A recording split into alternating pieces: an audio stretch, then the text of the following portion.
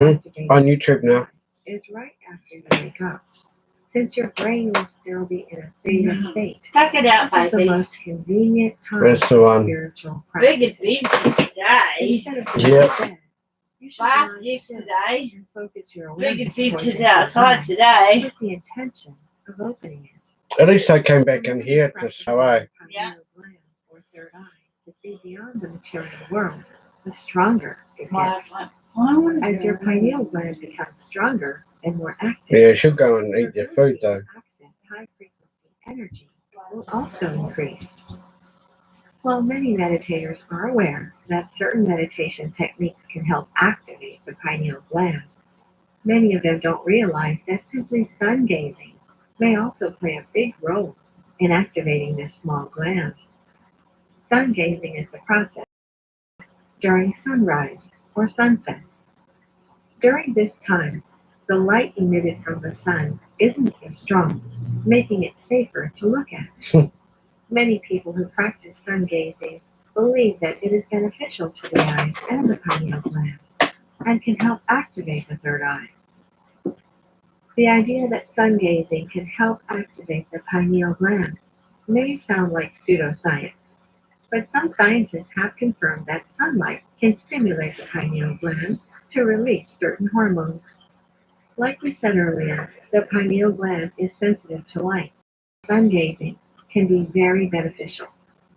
For this reason, it's also very important to sleep in complete darkness during the night and receive sunlight during the day. Besides being sensitive to light, the pineal gland activates in part due to exposure to magnetic fields. Studies with birds and other animals conclude that the pineal gland monitors magnetic fields and assists the body in orienting in space by acting as a navigational center. This magnetic or receptive capacity also explains why geomagnetic Bloody heads.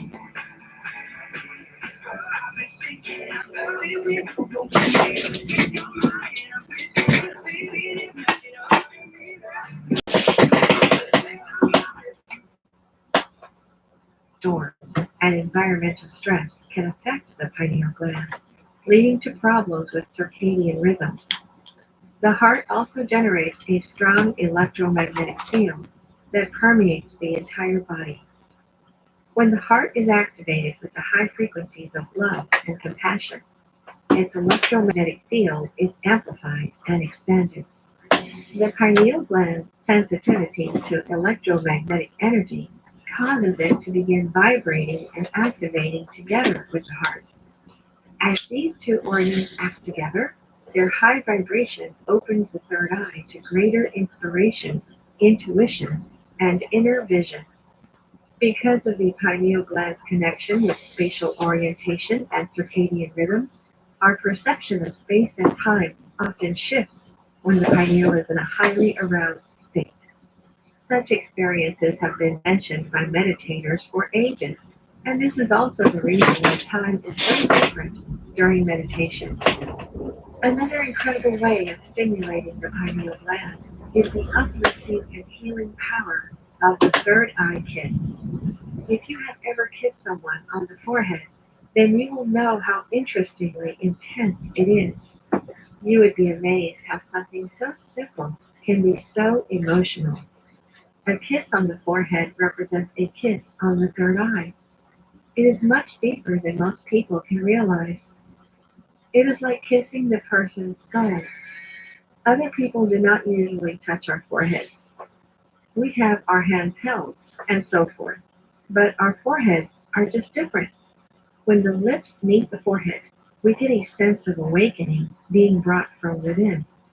A kiss will stimulate the pineal gland, as well as the pituitary gland. The result is releasing melatonin. Melatonin is actually what helps us get a good night's sleep. So essentially, a good night kiss on the forehead might be benefiting us in more ways than we can realize. The third eye kiss will bring about a sense of security as well as well-being. If you feel a bit skeptical, try it with a close friends and family or with your partner. Allow the divine touch to soothe them and you too.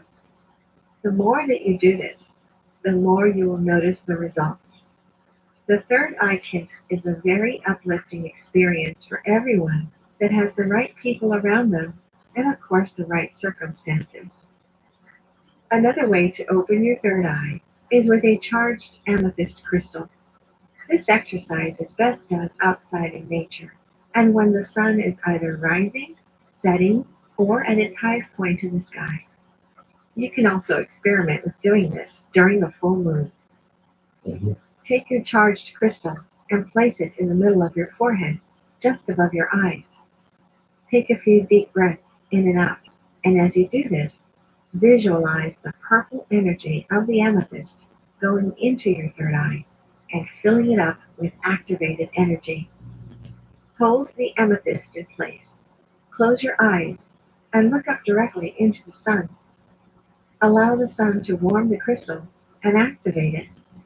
Once the sun and your crystal meet, take 7 breaths in and out. You may need to repeat this exercise a few times, but when used in conjunction with meditation and a healthy diet, you will be well on your way to supercharging your third eye. By activating your third eye, you'll be able to see, understand, and enjoy the sights and sounds of the previously hidden world, allowing you to optimize and perfect your present life using this vast reserve of new information. Become an experienced observer of the unseen. Make the impossible possible and unlock your full potential. Thank you for watching. If you enjoyed the video, please hit the like button. And if you're new, hit subscribe and the bell next to it for future notifications.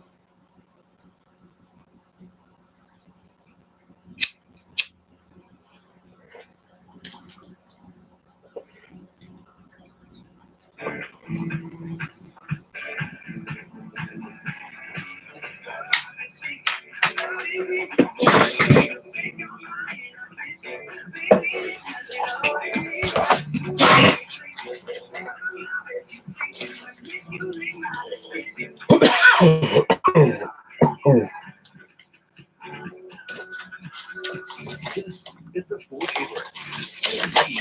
Ford SUV. The law of vibration states that everything in the universe moves and vibrates. Nothing rests. Everything you see around you is vibrating at one frequency or another, and so Yes. are you. However, your frequency is different from other people in the universe. Hence, it seems like you are separated from what you see around you. People, animals, plants, trees, and so on. But in reality, you are not separated. You are in fact living in an ocean of energy. We all are. We are all connected at the lowest level, an energetic level called the unified field. Everything has its own vibrational frequency. The table, the car, the picture frame, the rock, even our thoughts and feelings. It is all governed by the law of vibration. If you want to find the secrets of the universe, think in terms of energy, frequency, and vibration. Though many Eastern religions have known this to be true for thousands of years, scientists have only recently begun to prove that our thoughts can actually alter the physical properties of objects around us. This may sound like weird science fiction to you, but it's in fact been validated by numerous studies and experiments. One such experiment was made by Dr. Masaru Emoto, a well-known Japanese doctor of alternative medicine. Dr. Emoto experimented with water in order to prove that our thoughts and feelings affect the physical reality. He said that water was a blueprint for our reality, and that emotional energies and vibrations could change the molecular structure of water.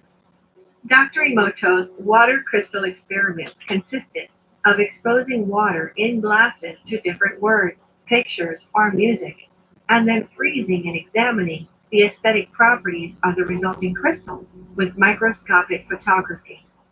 The results were astonishing.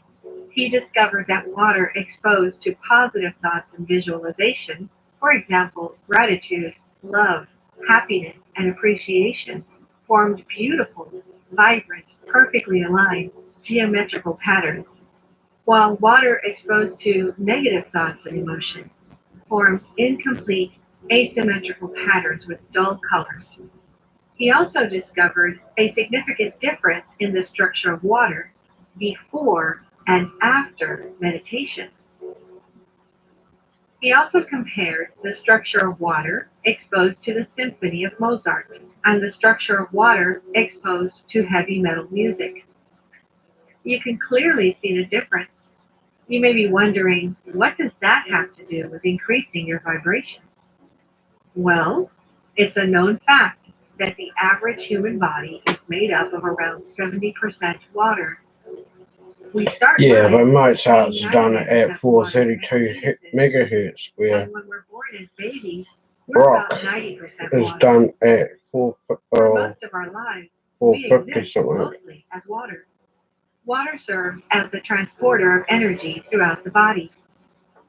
Your So of brain course it'd be alone different. consists of around 85% water. If the vibrations of music, thoughts, and emotions have the power to change the structure of water, then our thoughts vibrations have the power to change the structure of our bodies and increase our energy levels and vibrational Oh God, frequency. I gotta sleep. What we think is literally flowing through our bodies. As you can see, your thoughts and intentions can have profound effects on the world around you and the world inside you. Raising your Oh my God, vibration no is wonder as the simple world's as fucked becoming up. mindful of your intentions and choosing to live through compassion and love. The more you intend to live a life of kindness and compassion, the more harmonious life will become. Every single thing in the universe has its own frequency, and we are constantly swimming in a sea of I ever-changing could hear a vibrations puppy dog flowing in and around us. waiting It is no inside. wonder we can feel so up and down sometimes, but it does not have to stay this way. I'm sure you're no stranger to anxiety, depression, and thought patterns of low self-esteem. Despite having these negative experiences, I can teach you how to raise your vibration enough to move out Today, of these low vibrational holes that like we there's no all dog often out in the fall road. into. I want you to know that you can own your energy. You can change the way you feel. You might not be able to change the situation you're into, but you can always raise your vibration and even keep it there. When you find a good place of balance within your energy, then you will notice your I life don't think the becomes dog so made much it more over the peaceful, door. graceful, and authentic. The universe does not hear what you are saying. It feels the vibration you are offering. Abraham Hicks. Our thoughts and intentions are powerful tools. Stay aware of what your thoughts are putting out, because without a doubt, the universe will reflect that right back to you in your life. Making a conscious effort to maintain a high vibration will help you to stay tuned into your true purpose and enable you to listen clearly to your inner guidance, leading you along the right path, attracting the right things and experiences for you along the way. Without further ado, here are some of the most powerful natural ways to raise your vibration and live a more positive and fulfilling life. Turn the sounds up. The first and one of the most important things we need to practice daily is gratitude. Practicing gratitude can instantly boost your vibration. There are nearly infinite ways to show our gratitude to others, to ourselves, and to a higher power, or even the universe itself. However, it can be tough to get started without practical suggestions and ideas. I'm about to share with you the two most well-known and proven ways to practice and enhance your gratitude. One of them is Nice cup of journaling. coffee in the morning. Writing down a few things you are grateful for is probably the easiest and most popular gratitude exercise available. You can start by writing all of the major things in your life for which you are grateful. After that, you can simply think back on the past day, few days, or week, and remember 3 to 5 things you are especially grateful for from your daily life. In this way, you are completely focusing on all the good things that happen to you in a given set of time. Besides the benefit of zeroing in on the wonderful things you can be grateful for, this practice has been proven to increase sleep quality, decrease symptoms of sickness, and increase happiness and joy. It is important that you sincerely pay attention to the things you are grateful for and experience the joy and blessing feeling that arises inside you. Also, it will behoove you to express your gratitude Behoove to me. people as opposed to objects. Imagine your life with the things you are grateful for: your family, your love partner, your friends. That should definitely boost the feeling of gratitude and dramatically increase your vibrational state. The next practice is carrying a gratitude rock. The secret to this exercise is to always carry a rock with you. The instructions are very simple. Just find a rock that you like, whether you like it because it's pretty, because it's smooth, or it has an interesting texture, or because you picked it up from a special place. If you have another small object that you'd rather use, feel free to substitute that for the rock. Carry this rock around in your pocket. Leave it on your desk where you will see it throughout the day, or even wear it on a chain around your neck or on your wrist. There is one rule to this exercise. Whenever you see or touch the rock, you have to pause for a second and think about at least one thing you are grateful for.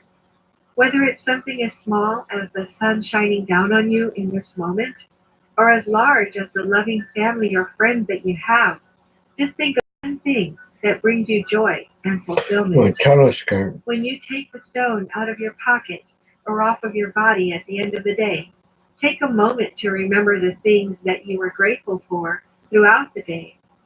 When you put it on or in your pocket again in the morning, repeat this process to remember what you were grateful for yesterday. Not only will this help you remember the things that you are grateful for, it can also trigger a mini mindfulness moment in your day. It will bring you out of your head and into the present moment, giving you something to focus your attention on.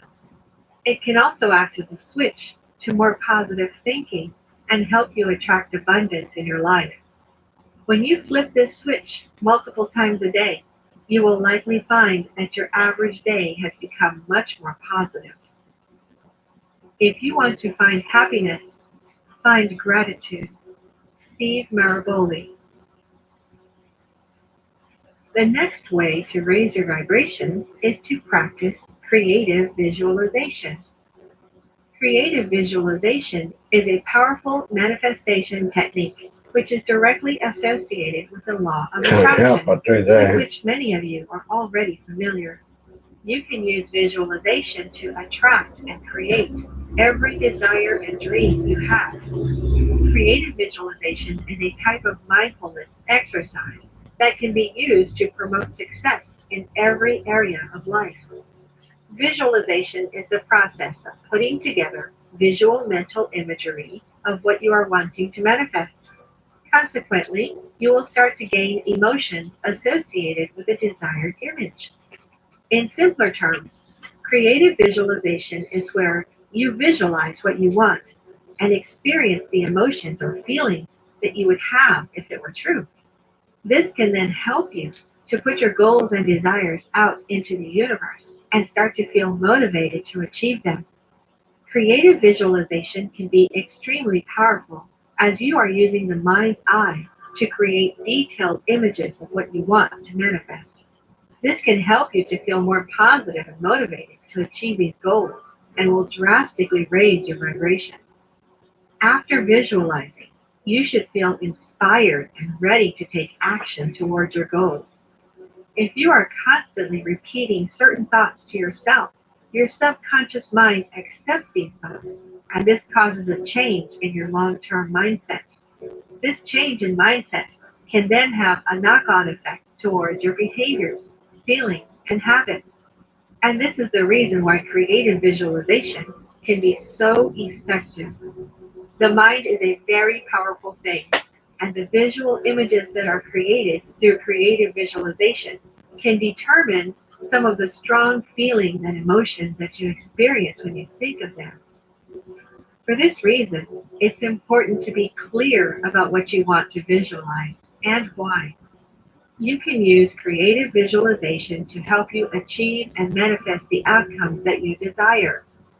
These thoughts can be repeated in your mind, which should help to change your mindset and ultimately your behavior in a way that is geared towards your goals.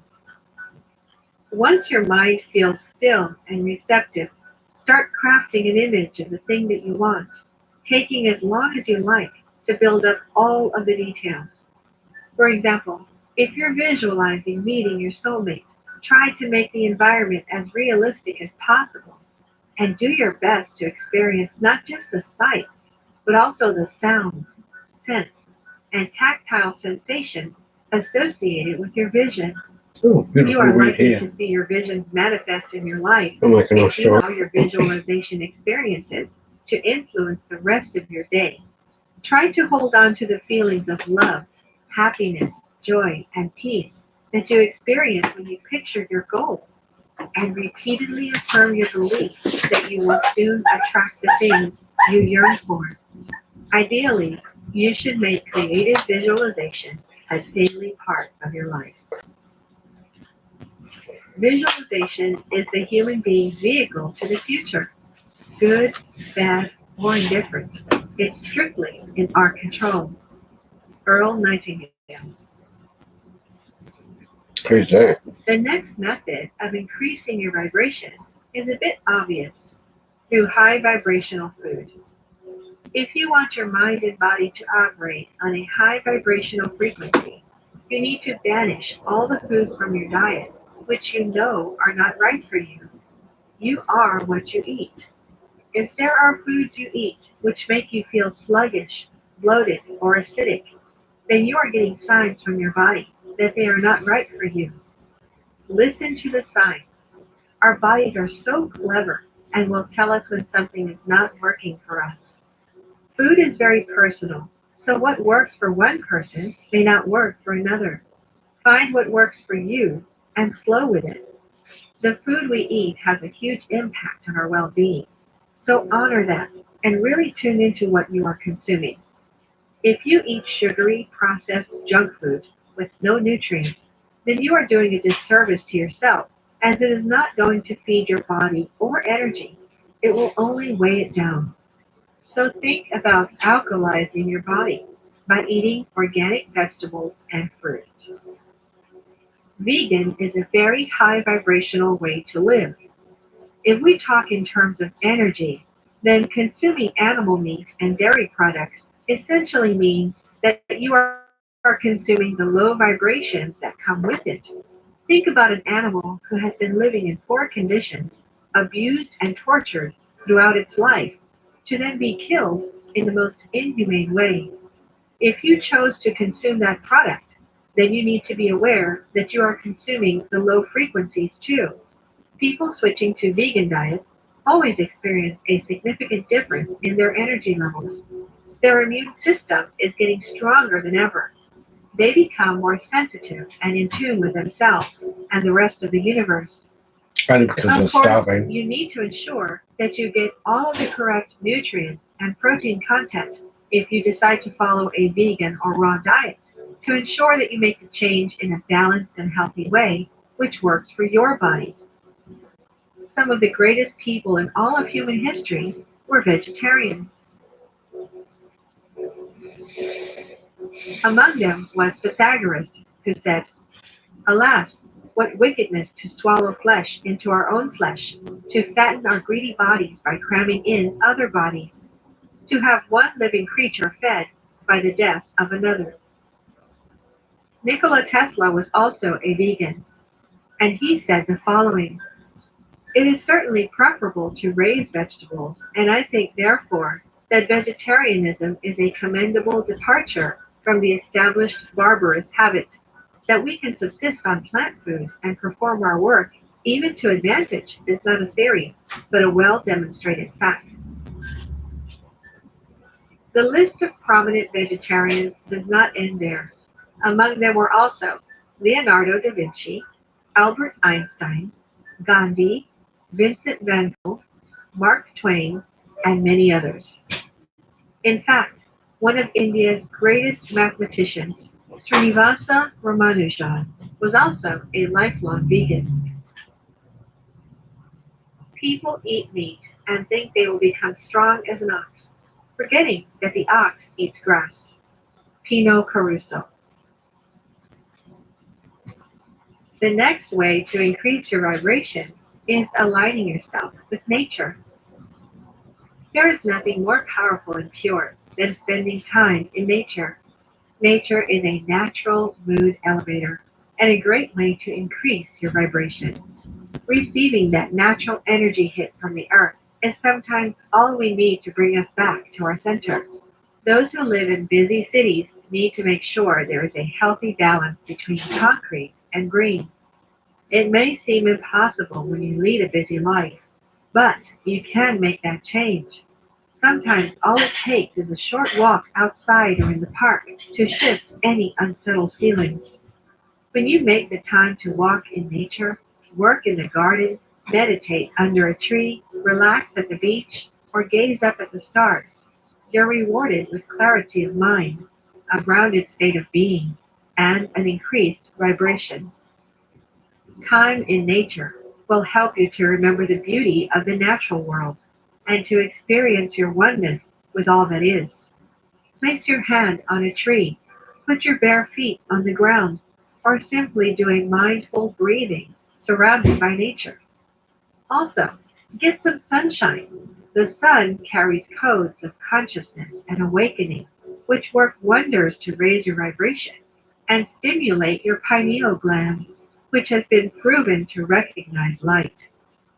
Go for a walk outside, or even just sit next to the window if it's too cold, and let the light of the sun reach you. Another powerful aspect of nature is water. Water is so deeply soothing and healing. Even standing by the sea or listening to it creates the most tranquil feeling within. Never forget the connection that you have with Mother Earth.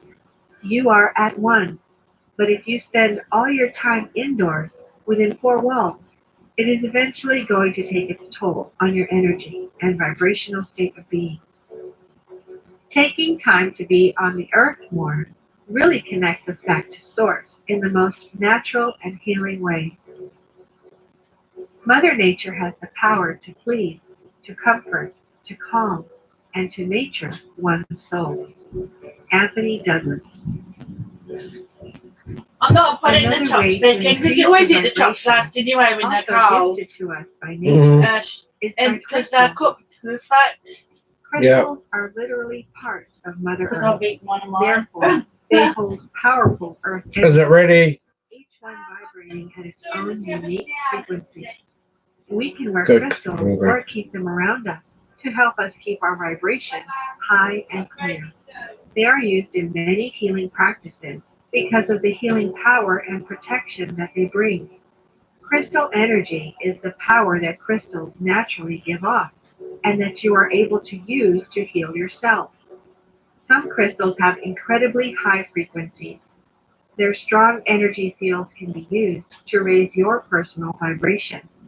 Citrine is great for protecting your solar plexus chakra's energy from taking in negativity from around you.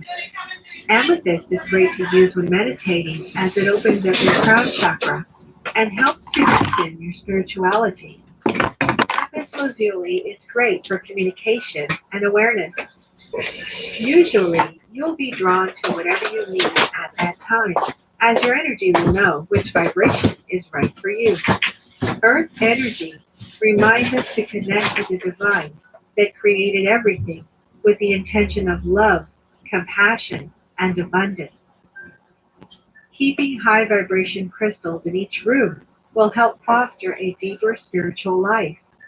Simply looking at a beautiful piece of the earth every day, as opposed to a manufactured decorative item, will begin to transform your mindset and keep your vibration higher.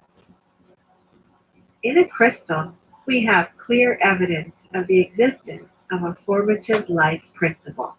And though we cannot understand the life of a crystal, it is nonetheless a living being. Nikola Tesla. Another way to raise your vibration is through the use of music. Music has the power to raise your vibration to the highest frequencies. Whether you want to increase your energy level, lift yourself out of sadness, or have an amazing breakthrough, music can open your heart and soul, helping you to achieve a profound state of joy. Instead of trying to think positively and feel good, you can let music do all the work for you. Whether life is challenging or you want to boost your manifesting results, you can listen to music to raise your vibration. Not only will you start to be at a higher vibration energetically, you will begin to remain at a high vibration consistently. Words are powerful. They have the ability to make you feel amazing or to cause you to sink to the lowest of lows. Look for songs with words that are empowering, uplifting, and loving. Music with upbeat tones tends to be a higher vibration than slower tones. A singer's pitch during a song conveys the emotions of the song. Higher pitches tend to have happier emotions and thus a higher vibration. You should be mindful about the music you listen to. We saw earlier the difference in the structure of water exposed to heavy metal music and water exposed to Mozart's symphonies. The same thing happens to your body's molecular structure. Another thing that you can do is listen to music toned into 432 hertz. 432 hertz tuned music creates resonance in our physical, mental, emotional, and spiritual body. Listening to 432 hertz music relaxes emotional blockages and expands our consciousness. It allows us to tune into the wisdom of the universe, divine intelligence, and our soul. It creates unity instead of separation. It expands our hearts and makes us more compassionate and loving. The greatest musicians, such as Mozart and Verdi, base their music on the natural vibration of 432. It's true that it is only 8 vibrations per second different from the standard tuning, which is 440, but this small difference seems to be remarkable to our human consciousness. There's a growing musical and metaphysical movement for recovering optimal integrity in the music industry and spirituality through the 432 hertz tuning. Many people experience more meditative and relaxing states of body and mind when listening to such music. 432 hertz seems to work at the heart chakra and therefore could have a good influence on the spiritual development of the listener. The 432 hertz tuning releases your energy and takes you into a beautiful state where relaxation is natural. According to many international researchers and musicians, the ancient Egyptian instruments that have been unearthed are largely tuned to 432 hertz. Ancient Greeks also tuned their instruments predominantly to 432 hertz. This musical pitch is connected to the numbers used in the construction of a variety of ancient works and sacred places, such as the Great Pyramid of Giza. The pure and clean energy of 432 hertz removes mental blocks and opens a way to a more fulfilling life. The ancients knew that this tone was closely related to the universe around us and used it in everything. Don't throw away their knowledge. Use it yourself and let it increase your vibration. For me, the most trustworthy vehicle for spirituality had always proven to be music. Eric Clapton. The next obvious way to raise your vibration is through movement and exercise. In addition to anti-aging, mood, and metabolic benefits, even small amounts of physical exercise can raise your vibration. Exercise is a natural high. Your body releases endorphins during exercise, which trigger a positive feeling within. It can almost feel euphoric. Release stress, tension, and anxiety by simply bringing exercise and movement into your life on a regular basis. You will get better sleep and increased energy levels. The list of benefits is endless. You will be surprised how quickly you'll notice the improvement in your overall well-being and self-worth.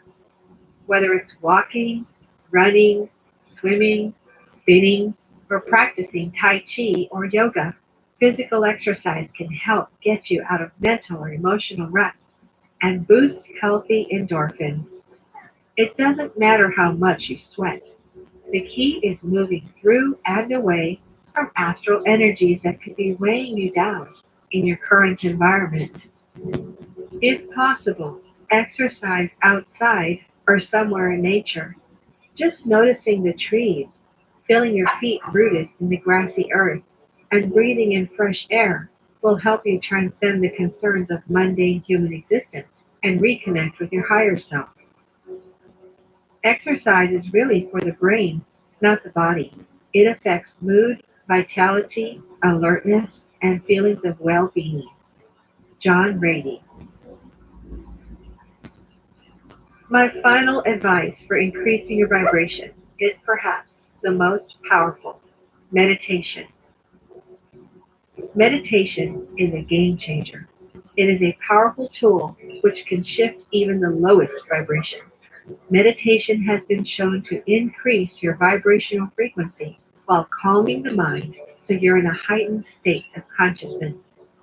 What most people don't know is that the effects of meditation are not only in the mind, they are also in the body. Scientists have observed that practicing meditation can drastically increase tissue in the brain. With meditation, the physiology undergoes a change and every cell in the body is filled with more prana, which is the life energy. Meditation brings the brainwave pattern into an alpha state that promotes healing. The mind becomes fresh, delicate, and beautiful. It cleanses and nourishes you from within and calms you whenever you feel overwhelmed, unstable, or emotionally shut down. Start your day with a meditation to keep you balanced and centered. End your day meditating to release anything you have picked up or taken on that day. To experience the benefits of meditation, regular practice is necessary. It only takes a few minutes every day. Once imbibed into the daily routine, meditation becomes the best part of your day. It is like a seed. The more you cultivate a seed with love, the more it blossoms. You can practice meditation whenever you like. It is always there for you to tap into. Even taking a few minutes a day to just sit, take some deep breaths in and out, and just be is enough. Taking the time to meditate regularly ensures that we take care of ourselves by recharging our own energy. Meditation connects us to divine source. Through it, we can move away from the mind, clear energy blockages, come back to the wisdom of our heart and soul, and drastically increase our vibrations. If you want a suggestion on how to best practice meditation for the most powerful results, you can visit the HoloVibe YouTube channel, which launched a series of powerful guided meditations called Pineal Meditation Series, which will not only increase your vibration, but will also awaken your sixth sense and activate your pineal gland. The link for their videos are in the description below. Through silence, through meditation, and through non-judgment, you will access the first law, the law of pure potentiality. Deepak Chopra. These were some of the most powerful ways to increase your vibration and positive state of being. If you have any methods of your own, please share them in the comments below so we can all start living a more fulfilling and abundant life. Thank you for watching. If you enjoyed the video, please hit the like button. And if you're new, hit subscribe and the bell next to it for future notifications.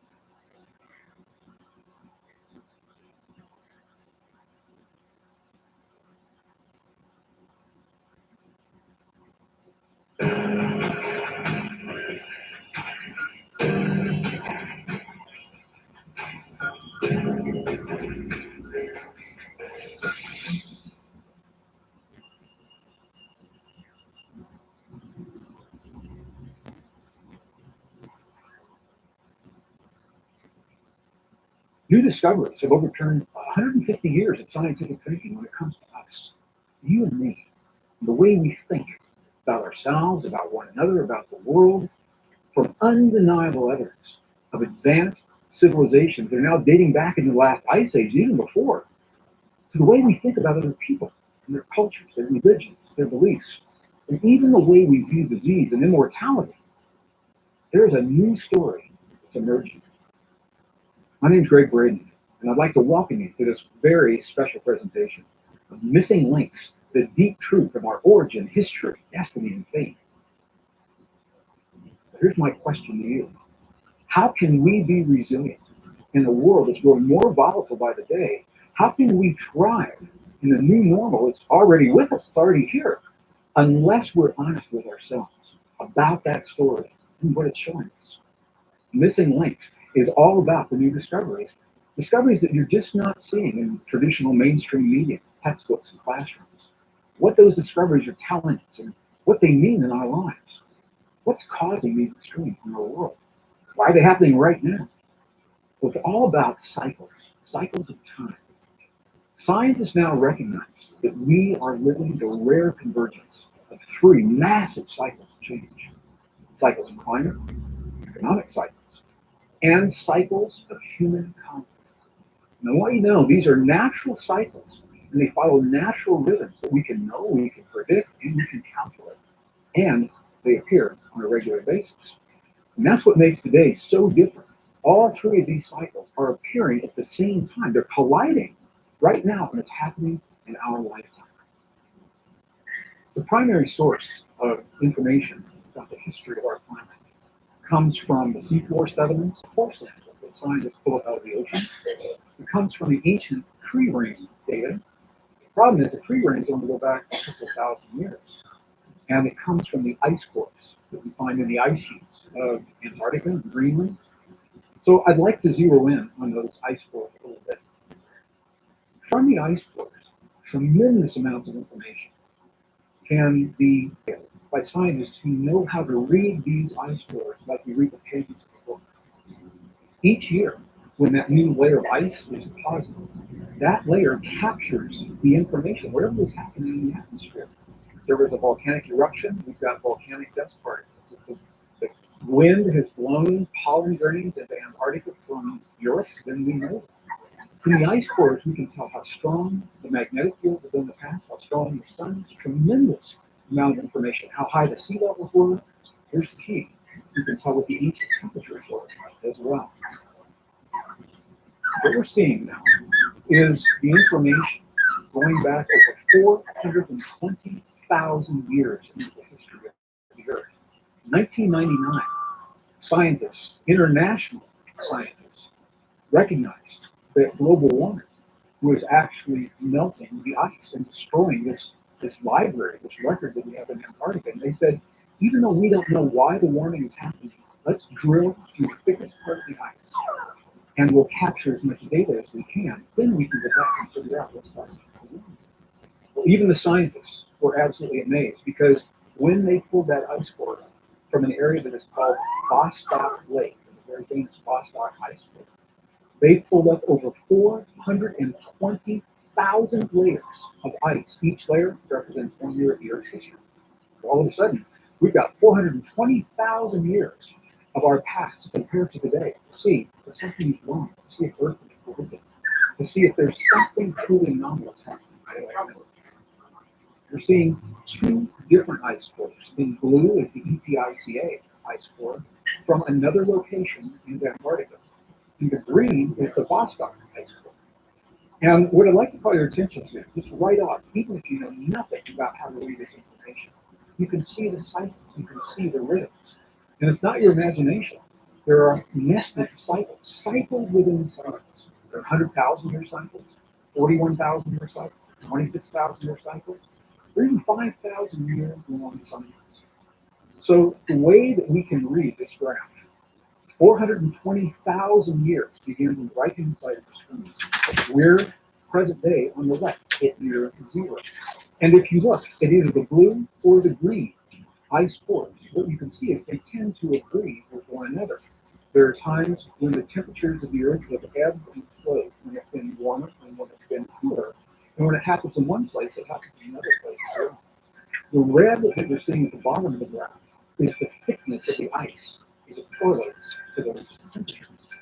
So what is obvious when you look at this graph is that if you look at year 0 today, we are a little bit above the average temperature where you would expect Earth to be. I would expect to see some global warming right now. I'd be concerned if we didn't, because that is what has happened in the past. The question is how much warming do we want? How much warming should we really be seeing? Well, the next graph that I'd like you to see is a graph that also comes from the ice core data and the seafloor data. However, it does not contain retrieving data.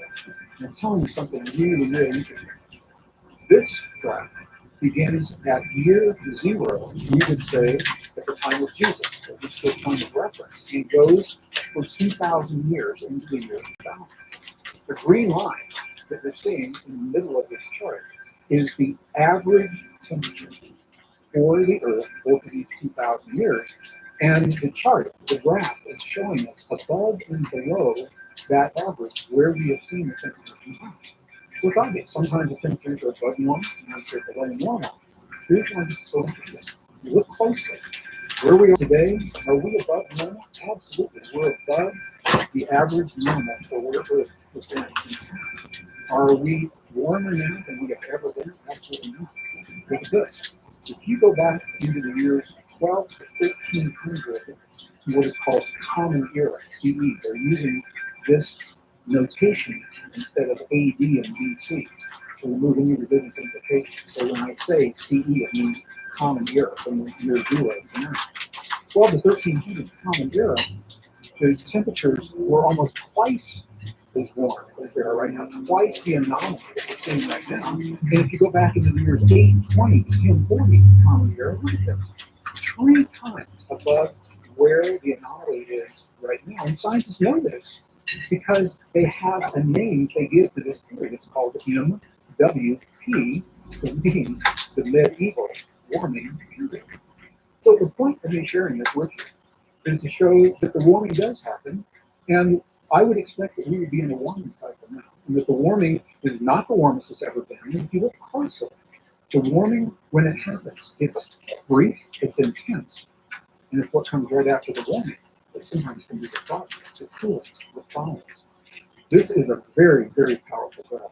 I'm going to walk through it slowly so you can see exactly what Mother Earth is telling us. And that is the value of looking at the information from the Earth herself. We're not seeing this interpreted through the eyes of a corporation or a political or religious agenda. This is the Earth telling us her story. And the story is fascinating. In this particular graph, year 0, to the right-hand side of the screen, that's us. That's where we are today. We're going to go back to the 420,000 years from where the ice cores were in the previous graphs. And if you'll notice, you're looking at 2 colors, red and blue. The red are the temperatures of the Earth, the average temperatures, and the blue are the levels of greenhouse gases, particularly carbon dioxide. And I'm showing this because we're being told that it's the carbon dioxide and the greenhouse gases that are causing the temperature of the Earth to cause any concern. The data in this graph doesn't support that theory. And I want you to see precisely how this works. So follow with me. We're moving from that 400,000 years toward the present. So we're moving from the left to the right-hand side of the graph. What you see is that the red lines rise before blue. That means the temperature is rising before the green gases. And this is what's recorded in the ice cores in Antarctica and in Greenland. The temperatures rise first, and then the greenhouse gas, the carbon dioxide, follow. And there is a lag time. And it's not our imagination. This is from peer-reviewed science. This is peer-reviewed science. It was published in the very prestigious journal Nature, volume 329 in the year 1987. Scientists made this as far back as 1987. So I'm going to zero in on what it is that they say. And this is their language. They said when we are going from what's called an interglacial condition, that's where we are right now. We're right in glaciers were in between the times when the glaciers appeared. So when we're going from interglacial into a glacial condition, into a time when the Earth cools, the change in the carbon dioxide actually lags the change in the air temperature. It lags. And that lag time is usually 4, 5, 6, 7, maybe 800 years. So there's that lag time. So this is from peer-reviewed science in the journal Nature. Guess exactly what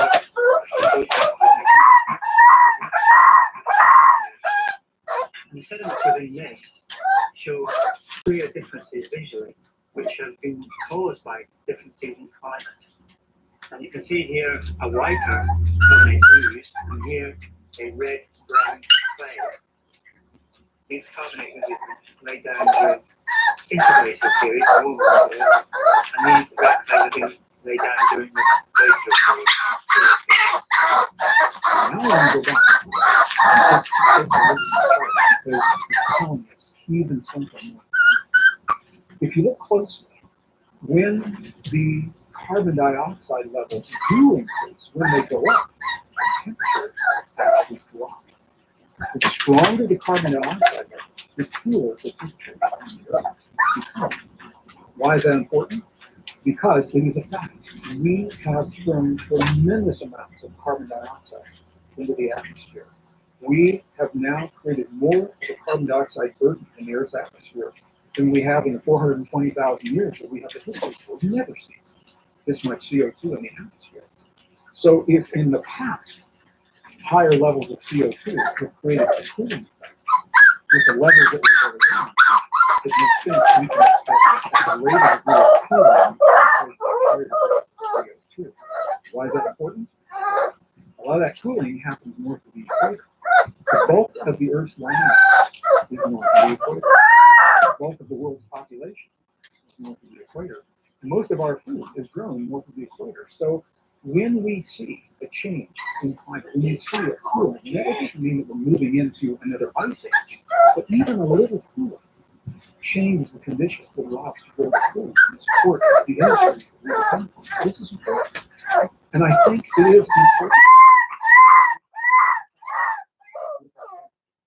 I asked earlier in the program, how can you be resilient to the extreme if we're not honest with ourselves about the extreme? And this is a perfect example of exactly what I mean.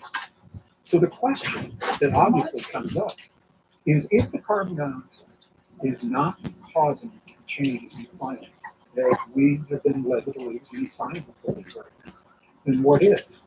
This is the key. Climate change is a fact, it's happening. But it may not be happening for the reasons that we suspect. So what we're now beginning to understand, parallel in many cases, were our most ancient and indigenous traditions. If you go to the Inuit elders in the Arctic region, and you ask them what it is that's causing this change, they will tell you. They will tell you that the Earth has changed her location in space. They'll say that their sky has changed. So the term they use their sky has changed. Well, there was an Australian astronomer, his name was Milton Malacca, who agreed with this. Before he died in 1958, Milton Malacca had created a theory that was discounted at first, but it is becoming more popular now because it is telling us the story that matches the data of what we actually experienced. Milton Malacca recognized 3 big sites, shifts in the location of Earth in space. Earth doesn't stay stationary. As Earth moves around the sun, our planet does a dance. There's a slope, an angle, and a wobble, and they have technical terms. Let me just identify this. One of those is called the precession. People heard about precession during 2012 and precessions are about 26,000 years long, and our ancestors knew that. That is one of the cycles. Second cycle is what is called eccentricity. What that means is that Earth moves around the sun. It's not a circular orbit, but it's an elliptical orbit. Sometimes in the ellipse, we're closer to the sun, sometimes we're further away. That means the cycle varies from the close, about 41,000 years, and we're further apart, about 100,000 years. second cycle. And the third is called the tilt, or the obliquity.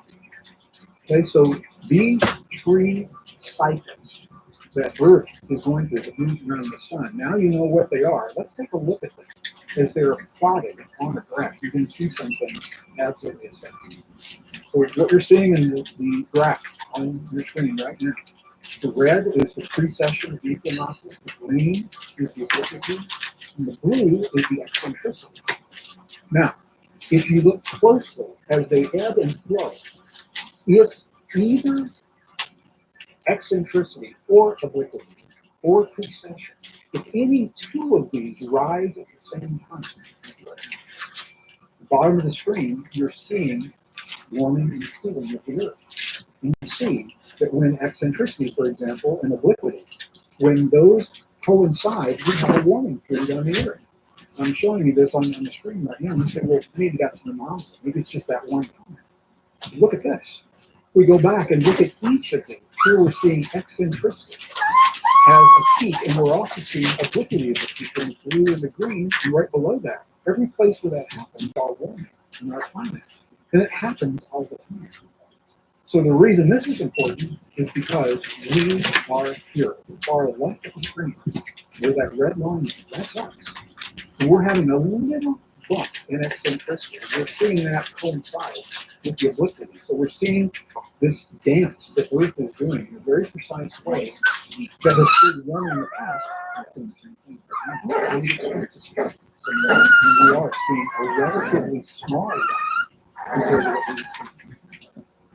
So this is one of the cycles, climate. And I mentioned there are three cycles that are converging. I spent a little bit more time on this because we're doing so much about it. I think it's important to really understand throughout this series, throughout this links, I'm going to refer back to the streams that are being caused by the cycle. The second cycle that I'd like to talk about is the cycle of economies. When I talk about economies, it doesn't have to be about money. It can be. And economies are about people. It's about the way we work together and share the vital resources that we need: food, water, medicine. Well, there was an economist early in the 20th century. His name was Nikolai Kondratiev. And he was the first to recognize the rhythm of cycles as it plays out in global and local economies, whether we're talking in a small scale of a family or a large scale of community or private. It seems to be the same thing. And what he did is he identified a 66-year economic cycle, and he broke this cycle into seasons. This fascinating. Our 66-year cycle we're in right now began in 1949. That was what he called the spring of this economic cycle. And it lasted from 1949 until the year 1966. This was a time of inflation, the beginning of an inflationary cycle. In inflation, as we all know, there are certain stocks, certain commodities, certain bonds that tend to be better or worse, depending on where we are in this cycle. In the inflationary cycle, what we see is there are certain assets that tend to do better in the spring than they do in other times. But the spring only lasted until 1966. From 1966 until the year 1980, we were in the summer of this economic cycle. And I remember this personally. I was in school and I was working in the 1960s, 1970s. I remember when I could deposit my paycheck in the bank and I could get 16, 17, 18% interest on my money because we were in an economic cycle of this inflation. So runaway it's good for me, it helped me to save for college. So that's something we may not see again for a while. So from 1980, we went into a new economic cycle, the autumn that lasts until the year 2000. In this cycle, as the others, there are certain investments, there are certain tangible assets that seem to be better in this cycle than they do in others, until we enter into the next phase of the cycle. In the year 2000, we went into the winter of the 66-year cycle that we're in right now, a period that is less popularly known. It's called disinflation or deflation, when the things that used to have value begin to lose value. Property loses value. Precious metals lose their value. The very, very different way of thinking about money and about economy. And that lasted until the year 2015. 2015, according to Convertia, we now have entered into a new economic cycle. And we are beginning the inflationary cycle once again. And I think we're seeing that as the Federal Reserve is beginning to raise interest rates, rates of inflation. We're seeing this in the world. The president has triggered Brexit, it triggered taxes in Europe. Scotland has already hinted that it may call its own independence vote so that it can join the EU. Listen, I know it's not news to you guys, but it is to Wall Street apparently. The economy winding to a halt. Today's GDP report was up only 1.5%. In just 29 minutes a day, China's stock market plunged 7% and then was shut down altogether for the day. So this isn't right, wrong, good or bad. It is a period of time where things change and the way we think about things change. If you don't know that and you see the economy making wild swings, you think something is wrong, something is broken. And actually we are in very volatile times with this particular cycle. Now I mentioned 3 cycles and I'm going to talk about the 3rd one right now. This cycle is a cycle that was a little mysterious to people because it is the cycle of human conflict. People say to me, what do you mean? Cycle of conflict. Doesn't it just happen whenever it happens? Well, the answer is no. There is a rhythm.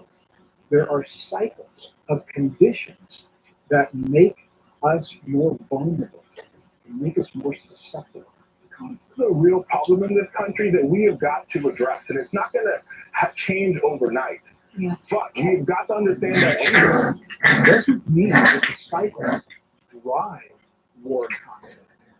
It means that when we find ourselves in those cycles, that we are vulnerable and susceptible, and it's an opportunity for us to walk very softly, to extend that olive branch of peace, to go the extra mile, to create an agreement, find cooperation, whether it's with our families, our friends, our communities, or between nations.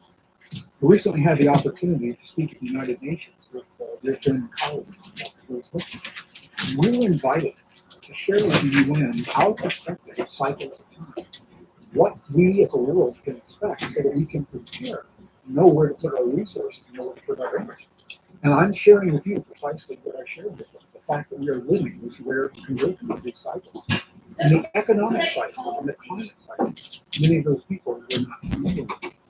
So the value of knowing that we are in this cycle of human conflict, and it's so easy to be misunderstood and triggered an incident that can wreak havoc on the entire nation. The value of that is it arms us with the wisdom and the knowledge to be very, very conscious about our dreams, about our communications. You're actually seeing the rhythm of some of these conflict cycles, the beginning and the end of the Korean War, World War I, World War II.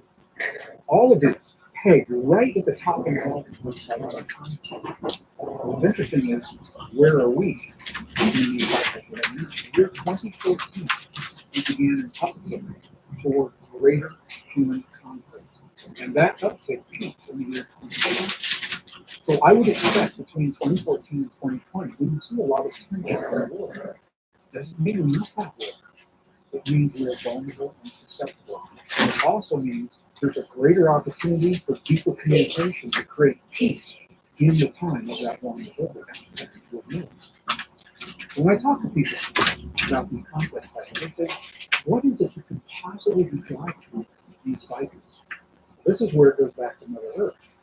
I want to share something quickly. I won't dwell on this, but I want you to see so you can see how deeply connected we are to our planet. A lot of research has been done relating human conflict and social change to the sun and solar cycle. As far back as the 1700s, 1750 to the year 1920, scientists had data where they saw the ebb and the flow of solar cycles for the first time. They could actually plot that down. Very far-reaching scientists looked at human achievements in human disasters at the same time. They said, what are people doing while these solar cycles are happening in the world? This isn't all about bad things. It's about innovation, creativity, new inventions, automobile, the way that we're using electronics today, and all of these things. The ideas of physics, Einstein, Niels Bohr, Max Planck, all of these ideas, this is all happening linked to the ebb and flow of the sun. So what you're seeing on your screen is a very rare image. It is the image showing the solar cycles ebbing and flowing 1750 to 1920. And the blue line above that is the human activity, all combined. Innovations and work. Big stuff happens when the solar cycles increase, and we seem to quiet down when the solar cycles increase. That leads to the question, this is the 1920, where are we right now? That's my question. So I put this together so you can see precisely what it is that's happening. What you see is that solar cycle 22, right in the middle of that cycle, peaked. That was when we had Iraq, the Kuwaiti War. A huge example of conflict. Solar cycle 23 was 9/11, right in the middle.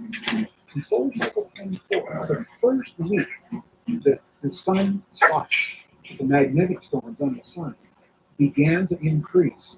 That was when we have what's called the Arab Spring, places like Egypt and Tunisia and Libya.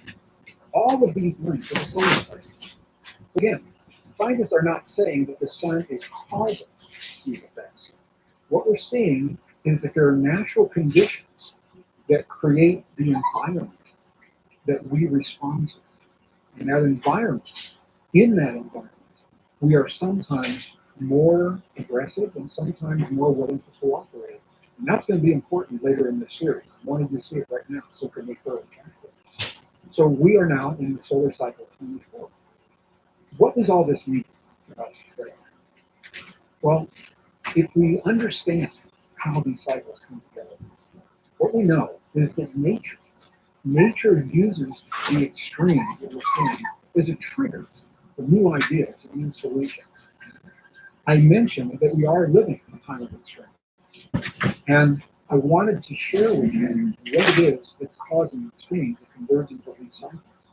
So I think it's fair to say to you, the best minds of our time are saying we are in fact living a time of extremes. It doesn't mean bad things are happening or even good things, but big things, big changes in the world. Our world is changing in ways that we simply have not been prepared for. And I think it's fair to say that those changes are happening faster than we have come to expect. And what that means is that we've got to think and live differently, perhaps more so now than we ever have. So I began this episode saying that we're living a time of extremes. And now we've backed up that statement with specifics. You now understand the extremes, what's causing them, and what they mean in your life. In our next episode, we'll discover how our time of extremes has already led to new thinking and beautiful new solutions when it comes to solving the big problems in the world.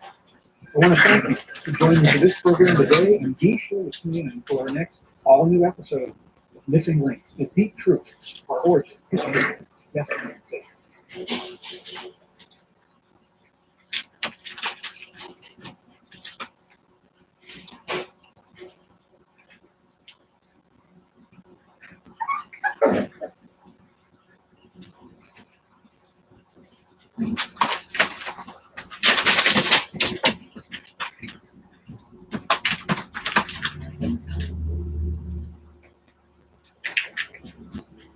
Hi, I'm Linda Moulton Howe. Since graduating from Stanford University, where I produced documentaries about medicine and science, I have investigated the world with the pressure of fact.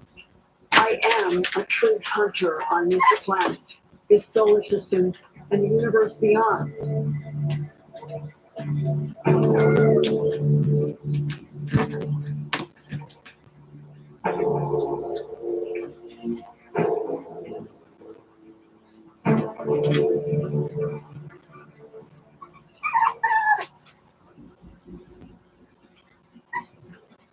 Truth Hunter includes investigations of symbols discovered on the surfaces of UFO debris in the Roswell crashes of the 1940s and beyond, to many other locations that lead up to U.S. Army Sergeant CJ, I call him, and his wife on June 29, 2015.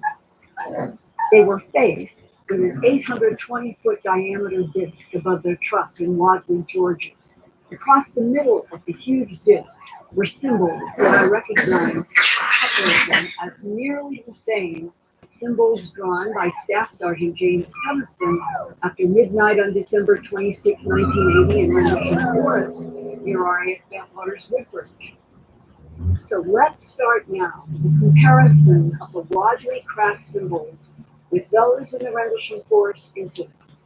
The far left symbol on the Wadley, Georgia disc seems to match the far left bottom symbol that Staff Sergeant James Cunnison sketched after he touched raised symbols on a 9-foot-long black glassy triangular craft in Rendition Forest. That was in England, and it was about 3 a.m. on December 26, 1980. Also, Sergeant Pennison's ring around that triangle with the two black circles resembles a second symbol from the right on the Wadley disc. It has a ring around a triangle with 3 circles. Sergeant CJ and his wife were very confused about what had happened. CJ recalculated his GPS and continued driving northwest to Atlanta, Georgia, again on a different road. They finally checked into the Magnuson Hotel in Kennesaw, north of Atlanta, at 7:36 a.m. on June 29, 2015. They slept in the day and then got back on the road headed for Kentucky.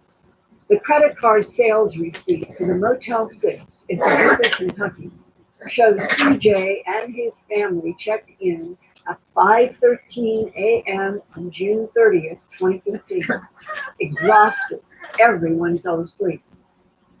But Sergeant CJ found himself waking up in their Motel 6 bathroom, holding a ballpoint pen in one hand and the letter-sized motel receipt in the other. CJ was staring at the back of the receipt covered in squares and lines that trailed off to the angry, perplexed letters. What the WTF? For our first recorded interview about this high strangeness, he asked that his voice be electronically altered because he is active Army and he wants to remain anonymous. So what you are about to hear is a distorted male voice. Sergeant CJ talks about a vivid dream that he had before becoming conscious in that bathroom. In the dream, light gray colored alien beings wearing dark lenses over eyes similar to, but larger than human eyes, are warning about a threat to Earth. Have you seen the symbols in sleep or in your mind's eye? Usually in my sleep, and that first time that it happened was in that hotel. I do not remember getting out of bed and walking into the bathroom with a pen in my hotel book sheet and doing that. I literally woke up standing there after I finished. Have the symbols been repeated in addition to the squares and the vertical lines?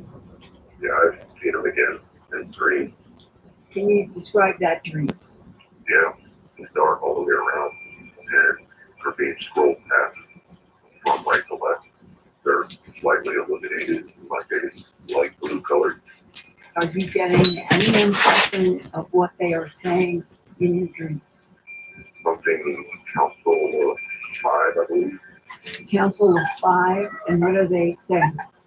or a warning, preparation for something, alert of what may come, or what could come, or what is soon to come, or something to that effect. And they're doing what they can to try to help us. They're almost to the point where they're outnumbered, and we're going to need to assist and get to where we need to be considered in order to be able to stand a chance. Did you see any humanoids of any shape or size or type in any of your dreams? Yes, ma'am. Which type? Skin similar to ours, however, grayish colored, elongated head, larger sockets for eyes, larger eyes. In the dream that I was seeing, there was one where my feet would be, and I could see expressions on his face as a little bit of worry, but trying to keep it calm. Did you get the telepathic impression of warning there aren't enough of us. There's more of them. Something is going to happen. It's going to be a big problem. And that these humans have been trying to help, and now they can't because they don't have enough numbers versus what is there. Similar, perhaps, but I think it's more along the lines of what we're doing that's going to harm us, such as sending signals out to space. It's not a safe thing to do. That we have technology that we need to expand on, but it's being kept for everyone. Behind locked doors or closed doors, that no one to certain individuals or something to that effect. Allow all minds to come together to get things done a little bit quicker. Or what is going to happen. Whatever's going to happen might negatively affect us. I don't know what that might be, though. And if there is a warning or an alert, that would imply that something is coming that may be harmful. I don't know. I know it's something that will affect your heart. I know that there are current advancements in technology and how we're progressing and happening too slow. And the way to fix that is opening it up and allowing everyone here who is kept in the dark or not being told the information. We need to allow outside minds in order to solve the issues that we're having to increase our advancement in technology and speed up our process for advancement. If that doesn't happen, what bad could happen? I really don't have an answer to that. About the Council of Five, Sergeant CJ told me he had never heard about it outside of the dream. When you Google ET or Alien Council of Five, this is one of the websites that comes up. That lists 5 alleged alien races that include, all caps, EMERTHER, Emerther.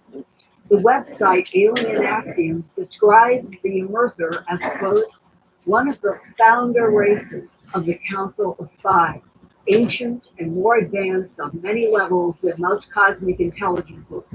Allegedly, it was the Emerther that wanted to meet with or could meet with American President Dwight Eisenhower to perhaps discuss atomic bomb tests. The Emerther warned humans that atomic bombs must be stopped because the nuclear blasts were tearing into other dimensions. The website states, without giving sources, quote, very little is known about the 5 alien races that make up the Council of Five. These 5 races have been protecting Earth and humans for a long time, and they last met together on this planet in 1944, close quote. I asked Sergeant CJ why he thought advanced intelligences would be communicating with Earth humans in binary code. And he replied, quote, well, maybe it's like the yin and yang thing of black and white.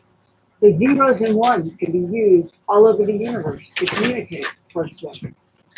On Earth, this is what standard ASCII 8-bit binary code looks like.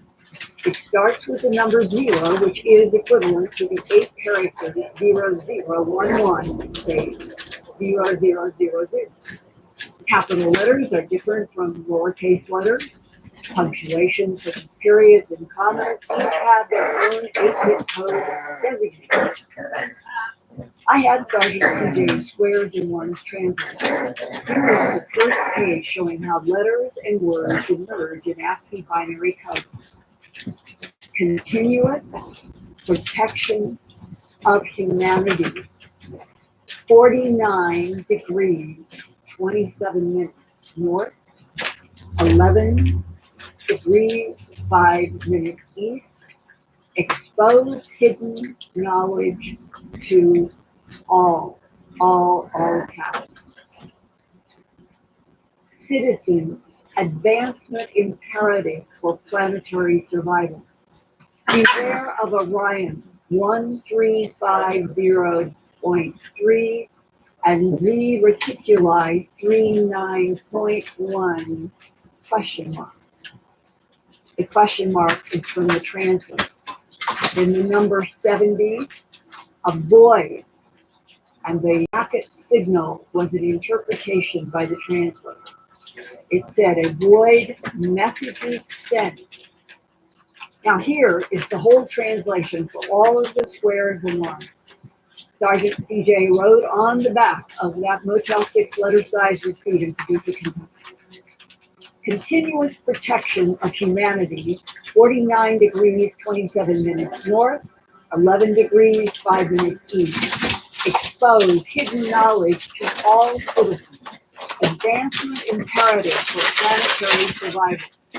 Beware of Orion 1350.3 and Z Reticuli 39.1, question mark 70.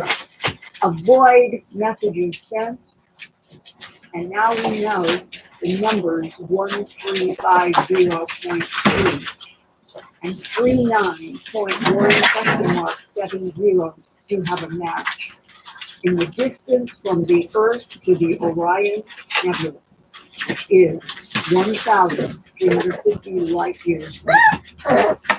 And to the binary star system of Zeta Reticuli, that is 39.17 light years from Earth. Earlier references to Zeta Reticuli 1 first turned up in the 1961 Betty and Barney Hill abduction in the White Mountains of New Hampshire. That was the first worldwide reported human abduction by gray alien beings. Betty Hill said one of the gray entities showed her a three-dimensional hologram of stars that had connecting lines that the gray telepathically downloaded into Betty's mind were trade routes connecting some star systems in our arm of the Milky Way galaxy. Instead of solid lines, some stars were connected by dashed lines. The gray being telepathed to Betty that those were exploration routes and that our sun and solar system were being explored.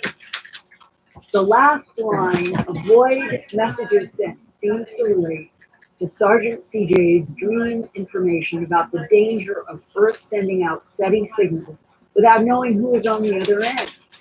That same warning came in 2015 from Elon Musk, Bill Gates, and physicist Stephen Hawking about both SETI and relying too much on artificial intelligence.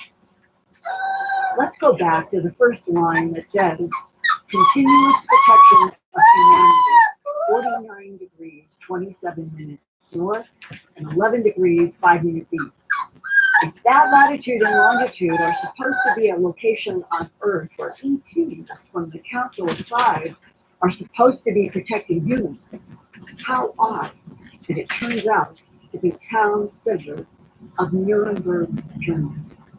Nuremberg was a significant city for the Nazis in World War II, and the location of the International War Crime Trial after the war ended. But Nuremberg was also famous more than 400 years ago in 1561, when immense black cylinders appeared in the early dawn sky and released many strange, smaller blue, black, red, and orange spears, rods, and crosses. Many people watched the aerial machines clash in battle above a great black spear that remained stationary for the entire hour-long conflict. Some UFOs crashed and burned. You can see it in the lower right of this famous woodcut by German artist Hans Glaser. So who in that aerial UFO battle might have been protecting humanity? As stated in the Sergeant CJ binary code, quote, continuous protection of humanity, quote. What could the battle be about? Now let's go deeper into binary code messages by comparing Sergeant CJ's string of zeros and ones to Sergeant Jim Pennison's back on December 26, 1980. That was the night that Sergeant Pennison with Airman First Class John Burke and Airman Ed Cavan were ordered into Rendlesham Forest, England to investigate strange colored lights moving around in the tall forest on civilian land that ran along RAF Bentwater's Woodbridge. That was then NATO's largest airport. This is a page one of the binary code written down by Sergeant Pennison after he touched the raised symbols on the surface of a mysterious black triangular craft on the forest track. The red vertical lines mark off the groups of 8 zeros and 1s to match against the ASCII code translation for letters and numbers. At the right is the summary translation, and this is now Sergeant Tennyson in 1980. Exploration of planet, unclear. And then numbers, and then the number 8100. This is page 2 of Tennyson's binary code that translates to a latitude and longitude, and in all caps the word continuing. Page 3 translates in all caps for planetary advance. Fourth coordinate continuous, CEPR question mark, we don't know what that is. The word before. And then page 5, Tennyson binary code, after the word before, Tennyson's writing stop. End of transition. After those first 5 pages of code were translated, Tennyson then released one more batch of zeros and ones. This is Tennyson's personally approved and official release of his binary code translation that adds 6 latitude and longitude coordinates for Caracol, Belize, Sedona, Arizona, the Great Pyramid of Giza, Egypt, the Nazca lines of Peru, Taishan Q, China, where the green symbols were on that UFO, the Temple of Apollo in Naxos, Greece. And then came these words, eyes of your eye, in all caps. And then a repeat of the controversial latitude longitude that some interpret as being High Brazil, mythical off the western coast of Ireland, or Woodbridge, England. And in the last line, the number 8100 is repeated as all caps, origin year 8100. If you subtract Earth year 1980 from 8100, you get 6,120 years, perhaps in the future, for the time travel. But Tennyson, in hypnosis, said that he was telepath that they were from 40,000 years in our future. But it can also be argued that the time travelers from the distant future were not referring to Earth-based 365-day year cycles of time. It is also important to understand that Sergeant Tennyson did not have any decimal placement in his string of zeros and ones in his notebook. So each latitude and longitude could be any one of 24 possibilities. According to an astronomer, Mike Reed, who did the original binary translation. For example, in the second line, latitude and longitude, when a decimal was tried in a different position than the High Brazil option, it precisely matched the town center of Woodbridge, not far from the air base and Rendlesham Forest. The scientists felt strongly the Woodbridge option made more sense because the black triangle craft, if it's a time travel device, it would likely be emitting a continuous stream of location information to whoever sent the black triangle to Rendlesham Forest. Astronomer Reed thought that land options were more logical than oceans. But the Ancient Aliens producers preferred the mythical ocean idea of High Brazil since it fit with their Ancient Aliens theme. High Brazil was supposed to be an ancient island west of Ireland that only appeared once every 7 years. Adding to its mystery were the tales of people in boats who tried to reach the island but never could. However, astronomer Mike Reed argued that the Woodbridge town center was so close to where the black glossy triangular craft and its symbols were telepathically sending the binary code into Sergeant Tennyson's mind that town center Woodbridge made sense to him. Let's now compare Sergeant TJ's first June 30th, 2016 binary translation on the top with Sergeant Tennyson's first binary release from his December 26, 1980 encounter. The words that stand out as similar are continuous, humanity, advanced planetary survival. Another warning about planetary survival came in this binary code discovered in a wheat field next to Crabwood Copse in the village of Pitt near Winchester, Hampshire, England on August 15, 2002. The gray alien head in binary code disc is in front of BBC Winchester's tall broadcast antenna, and those 60 thin horizontal lines are thought to simulate an early 20th century TV broadcast. The implication seemed to be that the crop formation was a reply to Earth TV signal.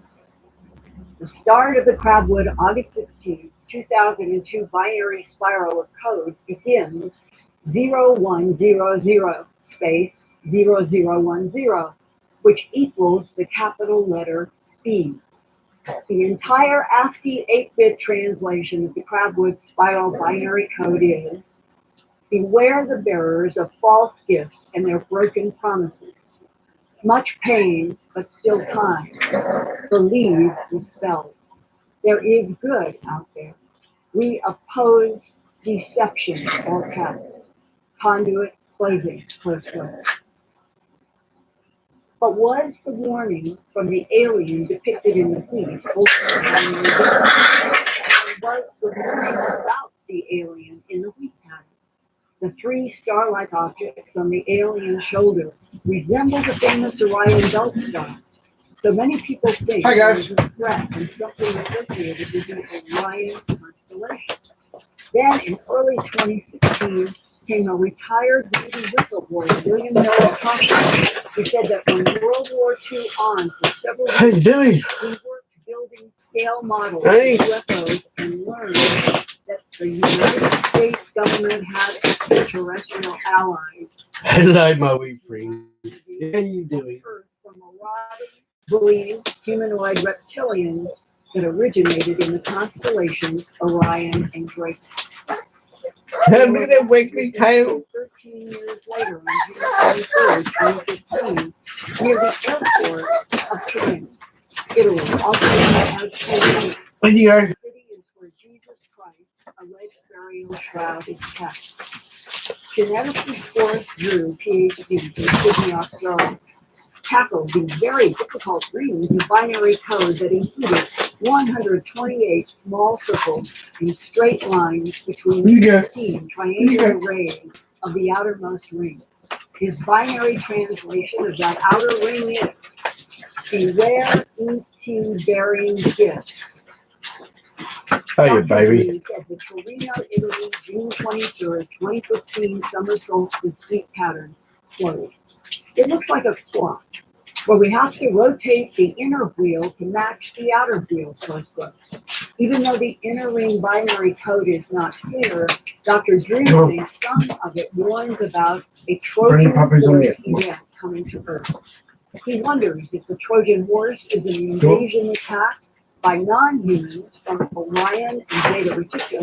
That's about also in Sergeant CJ's binary code of June 30th, 2015. And that is only 7 days after the Torino, Italy meeting. Sergeant CJ did receive more telepathic downloads coming into his head at night. He said the squares and lines came faster than before, so it was hard for him to write it all down. He also could see that some of the squares were darkened, and he managed to get some of the new communication written down, along with his comments about what was happening. From October 27th to the first week of January 2016, CJ was waking up a lot, yelling. I talked with his wife, and she said he would wake her up talking loudly and was often saying a string of numbers. She told me near tears how much it scared her, and she wanted it to stop. Sergeant CJ said he was trying to concentrate on the dark shadings in the squares that he hadn't been able to copy before because the images moved too fast in his mind's eye, moving right to left. But finally, he thought that he was getting some of it in these mutations. Dr. Drew researched binary code and he found this one at thinkorsmith.org. They use squares that are either clear or blackened to represent ones and zeros. Which one you want, cattle?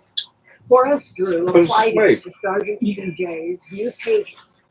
On the far left of this graphic, Dr.